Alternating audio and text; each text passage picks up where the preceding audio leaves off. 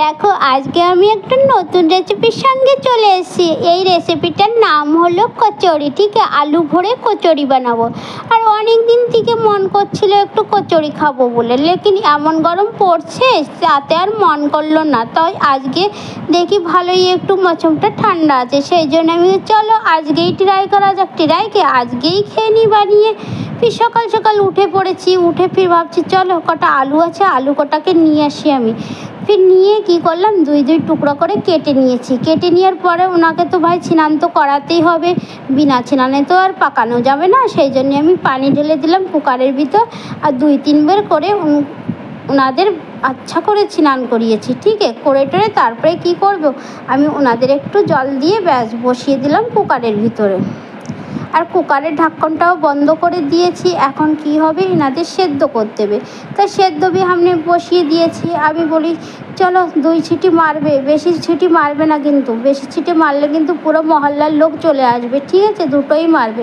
2 সিটির জন্য আমি ওনাদের বসিয়ে দিয়েছি। ফির 2 সিটি যখন হয়ে গিয়েছে ওনাদের নামিয়ে আলাদা করে রেখে দিয়েছি। আর দেখো এখন আমার বাড়ি হলো আটা ময়দা। ঠিক আছে, আর মেকআপের জন্য তো একটু আটা ময়দা চাইয়ে, সেই জন্যই আমি নিয়েছিলাম একটা বড় একটা থালি। ঠিক আছে, সেই থালিতে আমি কি করেছি, একটু ময়দা নিয়ে নিয়েছি। একটু না, মানে 2-3 কাপ ময়দা আমি নিয়ে নিয়েছি। তার ভিতর দিয়ে দিলাম, আর ময়দার ভিতর যদি একটু লবণ না দিই তাহলে তো স্বাদ হবে না খেতে। সেই জন্যে 1 চামচ আমি লবণ দিয়ে দিলাম। আর লবণ দেওয়ার পরে একটু তেলও দিয়ে দিলাম। এখন তেল দিয়ে আর লবণ দিয়ে ভালো করে এনাদের মিলিয়ে নেব। ঠিক আছে, ভালো করে মিলিয়ে মতলব মাখিয়ে নেব। আর দেখো ভালো করে আমি হাতের সাহায্যে মাখছি। যতক্ষণ এনাদের মতলব মুঠিতে আনার পরে একটা গোল দলা মতো না হবে ততক্ষণ কিন্তু আমি এই ময়দাকে মিলাবো। আর দেখো বন্ধু, এটা তোমরা আটা দিয়েও করতে পারো, লেকিন আমার কাছে না আটা ছিল, তো আটা দিয়ে আমার অতটা ভালো লাগে না এই জিনিসটা খেতে। আমি ময়দা দিয়েই করলাম। তোমরা পারো তো আটা দিয়ে করে নিও, যার যেরকম পছন্দ সে সেটা দিয়ে করতে পারো। ঠিক আছে, আর দেখো এখন ওই ময়দাটাকে আমি ভালো করে মিলিয়ে নিয়েছিলাম তেলের সঙ্গে। তারপরে কি করলাম, এখন আস্তে আস্তে ওটাকে মানে জল দিয়ে মাখিয়ে নেব। আর দেখো একসঙ্গে কিন্তু জল দিয়ে যাবে না, কেন একসাথে যদি জল দিই তাহলে কিন্তু ময়দাটা আমার বেশি নরম হয়ে যাবে। সেই জন্য আমি আস্তে আস্তে জল দিচ্ছি আর মেখে নিচ্ছি। আর দেখো মাখা আমার হয়ে গেছে, কত সুন্দর একটা দলা পাকিয়ে নিয়েছি। এখন আমি কি করব, এই দলাটাকেও রেস্টের জন্য রেখে দেবো। রেস্টের জন্য যদি রেখে দাও তাহলে কিন্তু এই কচুরিটা কিন্তু খেতে অনেকটাই ভালো লাগবে। সেই জন্য আমি কি করলাম, ওটাকে ভালো করে দলা করে তারপরে একটা ঢাকন দিয়ে, মানে একটা বাটি দিয়ে আমি ওটাকে ঢেকে রেখে দিয়েছি সাইডে।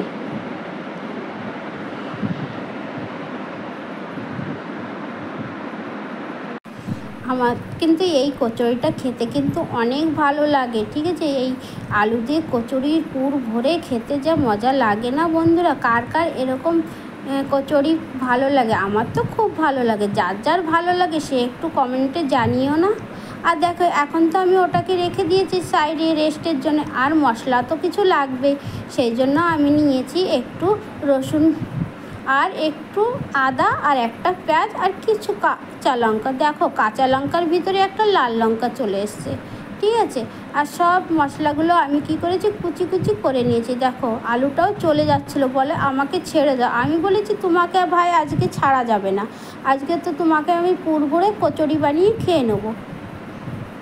আর দেখো সব কিছু কিন্তু আমি করে নিয়েছিলাম, কদ্দুকস করে নিয়েছিলাম, মানে গ্রেট করে নিয়েছিলাম। আর পেঁয়াজটাকে আমি কুচি কুচি করে পেঁয়াজ আর লঙ্কা কেটে নিয়েছি। এখন বাড়ি কড়াইয়ের। ঠিক আছে, কড়াইটাকেও আমি বসিয়ে দিয়েছি।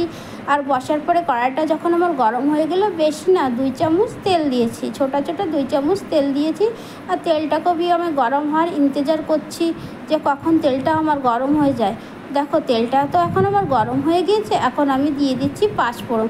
আর এই সম্বারাটা কিন্তু ভালো লাগে, অনেক সুন্দর একটা গন্ধ বেরোয় না। আর দেখো যখন আমার এই 5 ফোড়ন থেকে একটা সুন্দর গন্ধ বেরিয়ে আসবে, তখন আমি কি করব, যে আমি কুচি কুচি করে পেঁয়াজটা কেটে রেখেছি ওই পেঁয়াজটা দিয়ে দেব। আর দেখো পেঁয়াজটা দিয়ে আমি দিয়ে দিয়েছি, আর এটা না সুন্দর একটা কালার আসবে আর একটা সুন্দর একটা গন্ধ আসবে। পেঁয়াজ যখন ভাজা হয়ে যায় সুন্দর কিন্তু একটা গন্ধ আসে।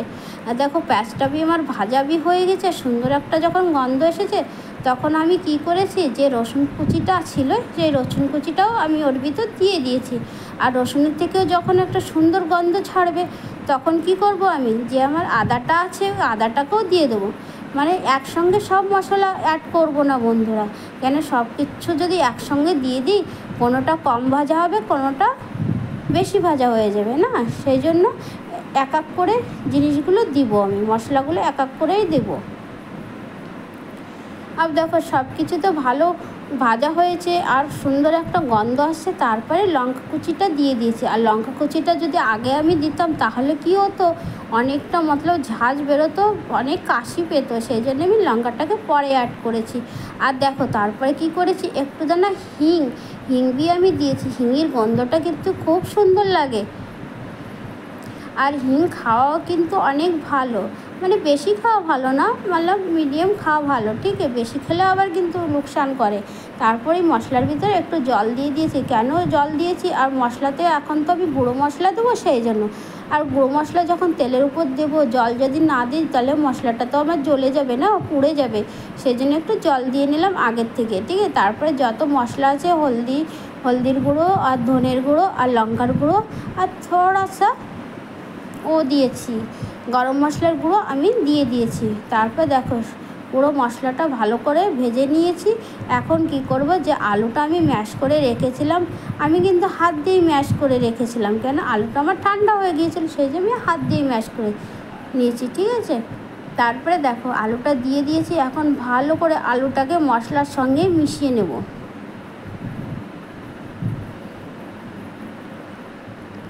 যখন আলুটা ভালো করে মিশানো হয়ে যাবে তখন কি করব, একটু লবণ দিয়ে আমি দেবো এর ভিতর, একটু দানা লবণ দেবো, ঠিক আছে, একটু দানা নেই, যতটা আমার লাগবে ততটাই কিন্তু আমি দেবো এর ভিতর লবণ। আর লবণটা দিয়েও ভালো করে নাড়াচাড়া করব, ভালো করে যাতে আলুটা পুরো ম্যাশ হয়ে যায় আর ভালো একটা গন্ধ বেরোয় আলুর থেকে। দেখো আলুটা কিন্তু আমার ভালো করে ম্যাশ করা হয়ে গিয়েছে, মতলব ভাজা ভাজা হয়ে গিয়েছে। এখন আমি একটু চিনি দিয়ে দিচ্ছি। চিনিটা না আমি আগে দিতে ভুলে গিয়েছিলাম, মশলার ভিতর দিয়ে দিলে কিন্তু ভালো হতো, তাই আমি ভুলে গিয়েছিলাম, তাই একটু পরে দিয়ে দিয়েছি, ঠিক আছে। তোমরা পারো তো একটু আগে দিয়ে দেবে, মশলার ভিতরে দিয়ে দেবে।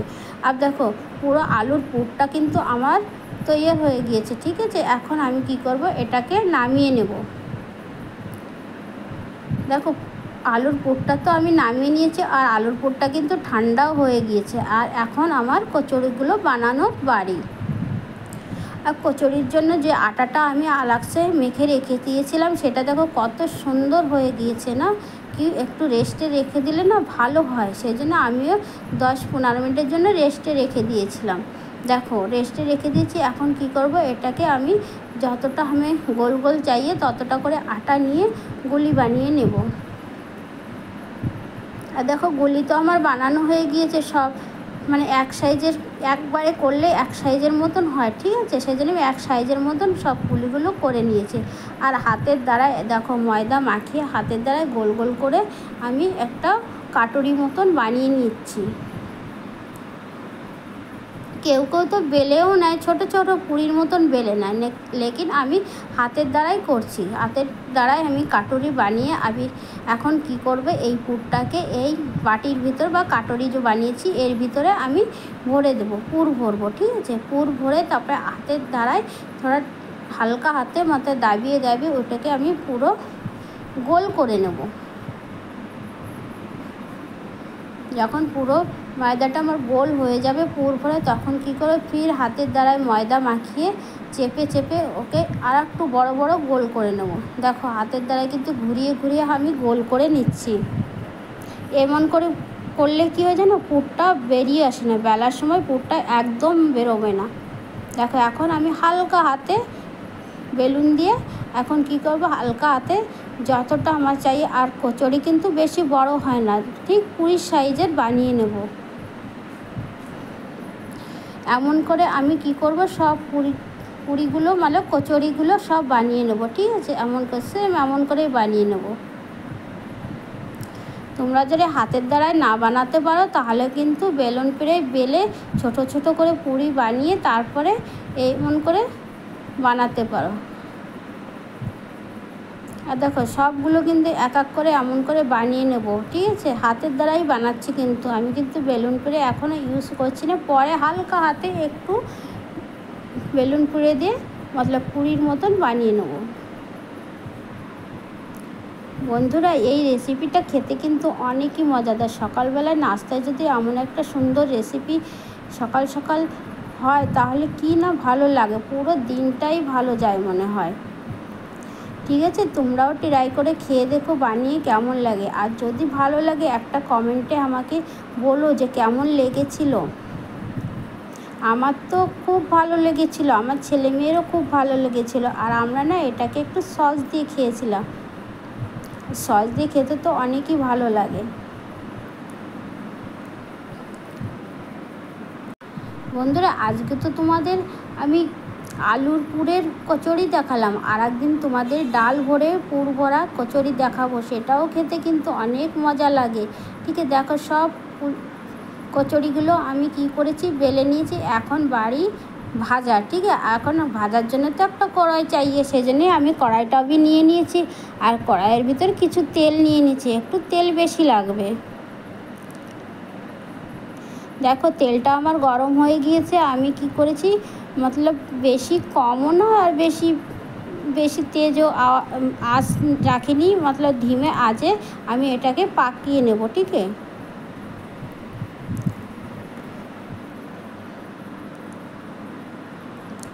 দেখো এক পিঠ তো ভাজা হয়ে গিয়েছে, এখন দুসরা পিঠও পাল্টিয়ে দিচ্ছি, মতলব দুসরা পিঠটাও ভালো করে ধীরে ধীরে পাকাবো।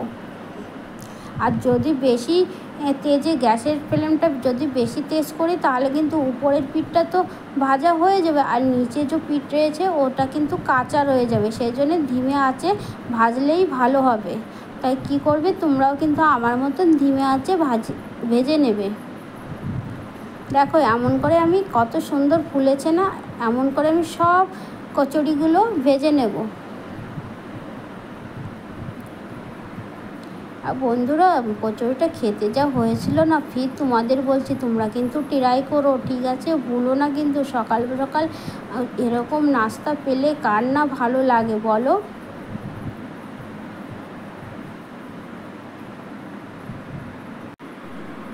দেখো এমন করে কিন্তু আমি সবগুলো ভেজে নেবে। আর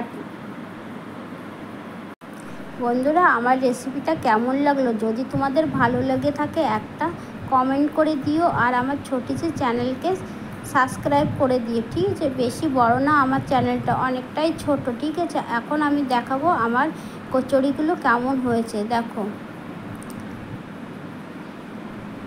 দেখতে পাচ্ছ একদম পুর ভরা, কত সুন্দর পুর ভরা ভিতরে, আর খেতে যা টেস্টি হয়েছিল বন্ধুরা, অনেকটাই ভালো হয়েছিল। আজকের মতন একটু, কালকে একটা নতুন